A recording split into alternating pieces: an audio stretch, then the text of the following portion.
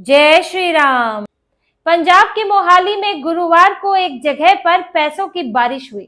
लोग सुबह उठे और उन्हें सड़कों पर नोट ही नोट दिखाई दिए। लेकिन ये पैसों की बारिश पैसे बांटने के लिए नहीं हुई थी, बल्कि पैसे छुपाने के लिए हुई थी, क्योंकि ईडी की रेड पड़ी थी। ईडी ने, प्रवर्तन निदेशालय ने मोहाली में, चंडीगढ़ में लगभग 1 दर्जन जगहों पर छापेमारी की है। मनी लॉन्ड्रिंग का, रियल एस्टेट का, इन बिल्डर्स का मामला है और इसमें छापेमारी की गई है। लेकिन ये जो मोहाली में छापा मारा गया, जिस फ्लैट में, जहां से नोट जो है ऊपर से बरसते हुए नीचे गिरे, वो किसका था? वहां छापेमारी हुई भगवंत मान के ओएसडी राजवीर घुमन के करीबी नितिन गोहिल पर। भगवंत मान के ओएसडी यानी कि ऑफिसर ऑन स्पेशल ड्यूटी, करीबी व्यक्ति होता है जो कि सीएम के साथ मिलकर काम करता है और वो हमेशा एक भरोसेमंद व्यक्ति होता है। तो राजवीर घुमत, उनके करीबी नितिन गोहिल, उनके घर पर छापेमारी के लिए ईडी पहुंची थी गुरुवार को। ये खड़ग इलाका है जिसमें वेस्टर्न टावर्स है, फ्लैट्स है। अब जब ईडी वहां पहुंची, फ्लैट नंबर 906 में ईडी को जाना था। जैसे ही ईडी बिल्डिंग में घुसी तो यहाँ हलचल मच गई, हंगामा हो गया, तो खबर लग गई कि ईडी आ गई है। तो फिर 9वीं मंजिल से किसी ने 2 बैग फेंके पैसों के भरकर, नोटों की गड्डियां। अब उसने तो छुपाने के लिए फेंके, लेकिन नीचे गिरकर वो बैग फट गया। आनन फानन में किसी भी बैग में रखकर फेंक दिए गए और वो बैग नीचे फट गया, जिससे कि नोटों की गड्डियां वो जगह जगह फैल गई। अब इन्होंने बैग फेंके, उस बैग को उठाने के लिए वहां पर एक व्यक्ति था, वो एक सफेद गाड़ी में बैठा हुआ था। वो फटाफट आया, इन बैग को उठाए और ले जाने लगा। लेकिन ईडी के अधिकारियों ने देख लिया और उन्होंने उसका पीछा किया, उसे पकड़ा और पूरा कैश बरामद किया। लगभग 20 लाख रुपए कैश उसमें बताया जा रहा है। अब इस ईडी के रेड के जो तार हैं, ये इस 20 लाख नितिन गोहिल से होते हुए कहां तक पहुंच रहे हैं? सीएम दफ्तर तक। क्योंकि नितिन गोहिल का जो काम है, जो उसके ऊपर आरोप लगे हैं, वो भी राजनीतिक किस्म के ही आरोप है, यानी कि राजनीति से जुड़े हुए, सरकार से जुड़े हुए आरोप है। नितिन गोहिल एक तरह से बिल्डरों को संरक्षण दे रहा था। बिल्डरों और सरकार के बीच में एक दलाल भी कह सकते हैं, इसे लॉबिस्ट भी कह सकते हैं, लाइजनर भी कह सकते हैं, उसका वो काम कर रहा था। इसमें कई बिल्डर शामिल हैं, रियल एस्टेट कंपनियां शामिल हैं, जिनके ठिकानों पर छापेमारी हुई। अब इन्होंने क्या किया था? देखिए, greater Mohali area development authority है, जो कि बिल्डिंग निर्माण के लाइसेंस भी देती है और उसके लिए कुछ फीस भी लगती है। अब इन लोगों ने क्या क्या गड़बड़ियां की कि एक बार इन लोगों ने लाइसेंस भी फर्जी तरीके से लिया, यानी कि ठीक नियमों का पालन करते हुए नहीं लिया। इसमें नितिन गोहिल का हाथ था। इसमें कुछ बिल्डर कंपनियों के नाम शामिल हैं, वो उन सब ने नितिन गोहिल की सेवाएं ली हैं। फिर इन लोगों ने जो अथॉरिटी को फीस देनी थी, यानी कि सरकार को जो फीस देनी थी, वो फीस नहीं दी, डिफॉल्ट कर गए। अब आप फीस नहीं दोगे तो आपके ऊपर एक्शन ले होगा, विभाग वाले आएंगे आपके पास, आपको नोटिस जारी होगा, लाइसेंस कैंसिल होगा। अब इससे बचना कैसे है? तो यानी कि किसी नेता का संरक्षण लो, राजनीतिक संरक्षण लो, किसी बड़े नेता का संरक्षण लो। तो नितिन गोहिल के जरिए इन्होंने राजनीतिक संरक्षण हासिल किया, यानी कि अब इनके पास सरकारी अधिकारी नहीं आएंगे इनको दखल देने के लिए, इनसे फीस मांगने के लिए। लेकिन ये फ्री में तो मिलेगा नहीं, इसके लिए भी कुछ देना पड़ेगा। अब वो जो पैसा देंगे वो उस पार्टी के पास जाएगा जिसका वो नेता है, या नेता के पास वो पैसा जाएगा। और जो पैसा, ये पैसा वो है जो पंजाब के खजाने में जाना चाहिए था। पंजाब पर जो 3 लाख करोड़ का कर्ज चढ़ा है, उससे कुछ राहत मिलती, हर एक छोटी छोटी चीजों से तो राहत मिलती है। लेकिन इतने बड़े बड़े बिल्डर हैं जो बड़े अपार्टमेंट्स बनाने के लिए, प्रोजेक्ट्स के लिए लाइसेंस लेते हैं और वो सरकार को इसकी फीस नहीं दे रहे हैं, और इस फीस को ना देने के बदले में वो किसी नेता को पैसा पहुंचा रहे हैं। अब वो कौन है? नितिन गोहिल अब किसके जरिए राजनीतिक संरक्षण दिलवा रहा था कि इन लोगों पर कार्रवाई ना हो। और इस पैसे में हवाला कारोबार भी किया गया है। हवाला कारोबार यानी कि एक जगह से दूसरी जगह पर बिना पैसे को भेजे ट्रांसफर कराना। फलाना जगह कोई व्यक्ति बैठा है, वो एजेंट है हवाला कारोबार का, उसको आप पैसे देंगे और उसमें से वो अपना कुछ जो है अपना हिस्सा काटेगा, यानी कि एक कह सकते हैं अपनी पेमेंट लेगा, और फिर वो अपने दूसरी जगह पर फोन करेगा, जैसे कि पंजाब से अगर पैसा भिजवाना है तो पंजाब से भिजवाया, दिल्ली में कोई एजेंट बैठा होगा, उसके पास फोन आएगा, बोलेंगे भैया फला पैसा यहाँ पहुंचा दो, तो वो फला पैसा पहुंचा देगा। तो पैसे ने ट्रैवल नहीं किया, फीस वहां कट गई, हिस्सा वहां दे दिया गया और फोन के जरिए पैसा इधर से उधर पहुंच गया। यह है हवाला कारोबार, जो देश में भी चलता है, अंतर्राष्ट्रीय स्तर पर भी चलता है, दूसरे देशों में भी चलता है। ये एक ऐसा तरीका माना जाता है जिसका अपराधी बहुत अधिक इस्तेमाल करते हैं।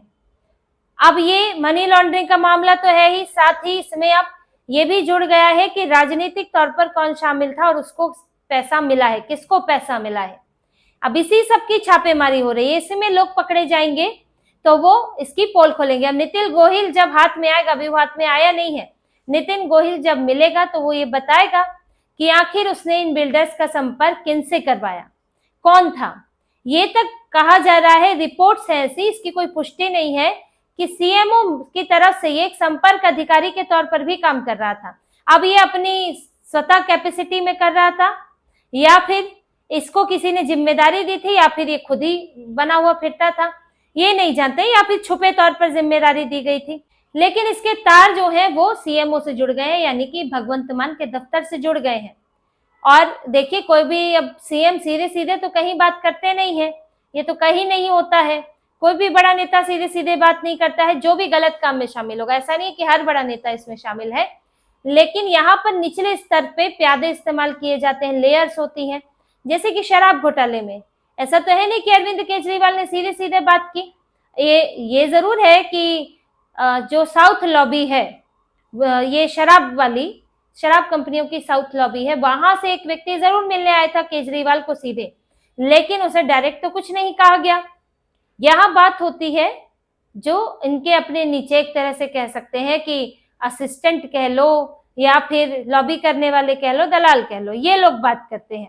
जैसे केजरीवाल के मामले में ईडी ने भले ही उन्हें मुख्य साजिशकर्ता बताया है, लेकिन जहां नीचे का काम किया है वो दूसरे लोगों ने किया है। पैसा यहां से वहां पहुंचाना हो या फिर जो इन्होंने पॉलिसी में बदलाव किए उसके लिए कंपनी से संपर्क करना हो, तो इसमें डायरेक्ट इनका इन्वॉल्वमेंट नहीं होता है, धीरे धीरे ऊपर तक पहुंचती है ईडी। वही बात अब यहाँ भी है, अब नितिन गोहिल तक पहुंच गई है, तो उसके बाद अब ओएसडी की बारी भी है और फिर आगे सीएमओ तक ईडी पहुंच सकती है। तो भगवंत मान के लिए की मुश्किल खड़ी हो गई है कि अब ये बिल्डिंगों का, बिल्डरों का घोटाला, रियल एस्टेट का घोटाला, ये सब होता है, इनके जरिए पैसा इधर से उधर जाता है, वो सब अब एक तरह से एक उसका छोर तो जरूर खुल रहा है। ये जो एक लैंड पूलिंग पॉलिसी लाए थे उसमें भी यही बात हो रही थी कि किसानों की जमीन लेकर लैंड पूल करेंगे, फिर वो जमीन जो है किसी को आप किराए पर दें या उसको बेच दें, तो उसमें बिल्डरों की ही बल्ले बल्ले होने वाली थी। आप बिल्डरों को दें, अब उसमें उनको कई चीजें, सरकारी चीजें, वो अगर फीस ना दे या कोई सरकारी कंपनसेशन होता है वो ना दे, उसके बदले पैसा जो है पार्टी को दे दे या नेता को दे दे, तो उससे कम ही होगा पैसा। यानी कि जो उन्हें सरकार को देना है उसके मुकाबले थोड़ा कम पैसा वो नेता को दे दे, ताकि उन्हें अपने सारे गलत कामों के लिए राजनीतिक संरक्षण मिलता रहे, आगे के लिए भी मिलता रहे। तो ये चीजें चलती हैं और इसमें सबकी मिली भगत रहती है। अब भगवंत मान जो आजकल बहुत ही उलझुल बयान दे रहे हैं, उनको ईडी का डर भी सताएगा कुछ समय में। कौन कौन, अब भगवंत मान या और कोई नेता इससे जुड़ा हो, अब हालत तो खराब होगी ही, क्योंकि हर मामले में ये देखा जा रहा है कि ईडी अगर उधेड़ना शुरू करती है तो फिर वो अंत तक जाकर पहुंचती है, चाहे वो दिल्ली में हो, चाहे बंगाल में हो। बंगाल में आईपैक से लेकर दूसरा घोटाला, वहां पर भी एक रियल एस्टेट का इसी तरह का स्कैम चल रहा है। वो सब घोटाले अब ईडी जो है वहां जांच कर रही है और अभिषेक बनर्जी तक बात पहुंच रही है, ममता बनर्जी के भतीजे। और यही वजह है, इसीलिए भगवंत मान बीजेपी को आतंकवाद की घटना के लिए भी जिम्मेदार ठहरा रहे हैं।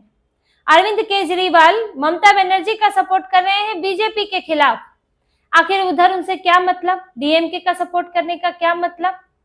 क्यों? क्योंकि एक तो अपने लिए समर्थन जुटाना है, दूसरा बीजेपी को किसी तरह से कमजोर करे, किसी तरह से बीजेपी के खिलाफ सबको एकजुट करे, क्योंकि यहाँ बड़ी तकलीफ हो गई है। देखिए, पंजाब में बीजेपी राजनीतिक रूप से कोई बड़ी प्लेयर नहीं है, लेकिन फिर भी भगवंत मान बोल रहे हैं कि जो आर्मी कैंप पर और बीएसएफ मुख्यालय पर हमला हुआ उसमें बीजेपी का हाथ है। अब ये तो खैर उन्होंने महाबेवकूफी की, क्योंकि उन्हीं के ही पंजाब के डीजीपी बोल रहे हैं इसमें पाकिस्तान और आईएसआई का हाथ है। भगवंत मान अपने डीजीपी से भी बात नहीं करते हैं और बिना बात के बयान दे देते हैं। लेकिन बीजेपी ही क्यों इन्होंने नाम लिया, किसी और का क्यों नहीं लिया? क्योंकि आजकल भड़ास भरी हुई है बीजेपी को लेकर। एक तो इनके सांसद ले गई, दूसरा अभी ईडी वहां घुस गई है, वहां जांच पड़ताल चल रही है, इनके नेताओं के करीब तक पहुंचने वाली है। तो बहुत ही इनकी परेशानी बढ़ी हुई है कि कांग्रेस तो सिर्फ राजनीतिक प्रतिद्वंदी है, लेकिन यहाँ बीजेपी तो इनका जो एटीएम मशीन बना हुआ है पंजाब, उस पर ही रोक लगाने की कोशिश में है। क्योंकि पंजाब में गलत सही तरीकों से, सही तो क्या ही कहें, गलत तरीकों से खूब फंड आता है, एटीएम मशीन कहा जाता है, और यही सब किन किन तरीकों से आता है ये दिख रहा है। अब इस पर नकेल कसी जा रही है, तो इसलिए इनकी टेंशन बढ़ी है, भगवंत मान की भी बढ़ी हुई है, अरविंद केजरीवाल भी परेशान है और बार बार इसके लिए बीजेपी को जिम्मेदार ठहरा रहे हैं। अभी तो चुनाव आने दीजिए, सरकार पर अभी संकट बना था इनके, और ये जो काम कर रहे हैं, जिस तरह से फंसे हुए हैं, पार्टी में भी इस बात को लेकर नाखुशी है, तो इन्हें कई तरह से चुनौतियों का सामना करना पड़ेगा। तो इसी तरह की और खबरें और विश्लेषण आपके लिए लाते रहेंगे, हमसे जुड़े रहिए, सब्सक्राइब कीजिए, कमेंट कीजिए। बहुत बहुत धन्यवाद। जय श्री राम।